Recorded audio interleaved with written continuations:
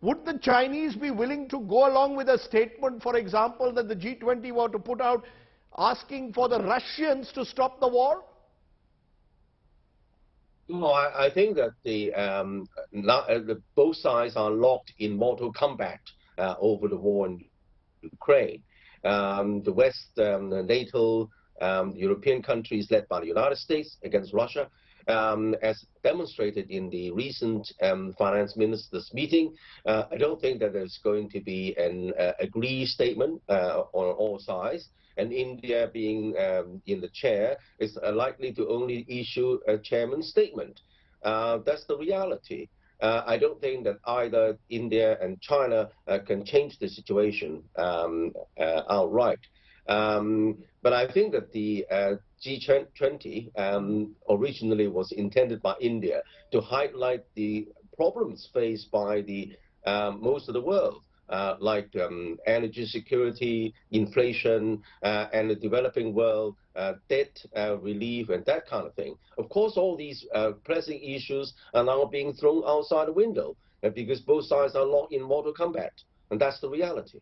You know, because many of these issues are linked, as I said, to the continuing war in Ukraine. I'm joined by Sviatoslav Yurash, a Ukrainian member of parliament. When you listen to these comments in fora like this, a certain reluctance on the part of some countries to outrightly condemn the Russians, especially as you've seen with the Indian and Chinese. Are you fearing that at the end of the day, the idea that the Russians can provide cheap oil and gas means that countries are reluctant to call out the Russian aggression?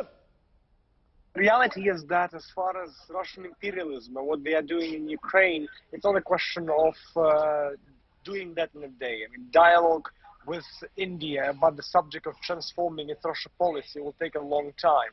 And that's basically why I lead the friendship group with India in our parliament, to try and engage Indian parliamentarians and various authorities to try and give them perspective on this. Because the point is, what Russia is doing here in Ukraine is blatant imperialism. It's a full-blown invasion where the biggest state in the world has tried to annex the biggest state in Europe because they think it's their own. This age is done, as Mr. Modi has rightfully said. And the point here is our efforts to try and change minds and hearts in India on Russia will take a great deal of time. But the Russians are the main help in that. The more they kill, destroy, and provide that carnage, which shows the world their real face, the more arguments we have to show that Russia is not what it seemed before in the past in Indian history. So given what we are hearing there, Ashok Sajjanar, you know, you're hearing Richard Russo saying India can perhaps play a greater role bilaterally behind the scenes, putting pressure on the Russians, but we haven't really seen that.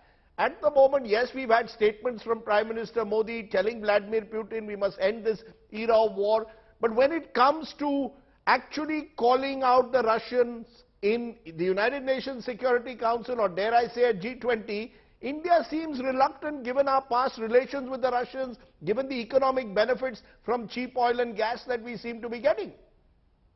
You know, Rajdeep, calling out Russian in whichever fora, whether it is UN Security Council or otherwise, you know, definitely doesn't help matters at all, because we've seen both the sides have really entrenched themselves so very firmly that at this moment, anyone saying anything is really not going to make any difference.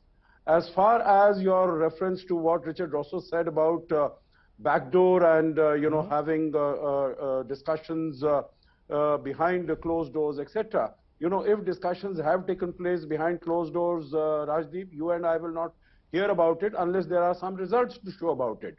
But the bigger point that I want to make here is that there are very many difficulties, problems, challenges that the world faces, which might be related or might not be related to the Ukraine conflict.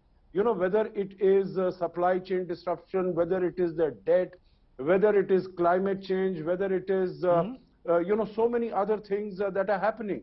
I think what we really need to do, which we were able to do in Bali, the final declaration, was that we found a, you know, a wording which provided a way out to all the countries.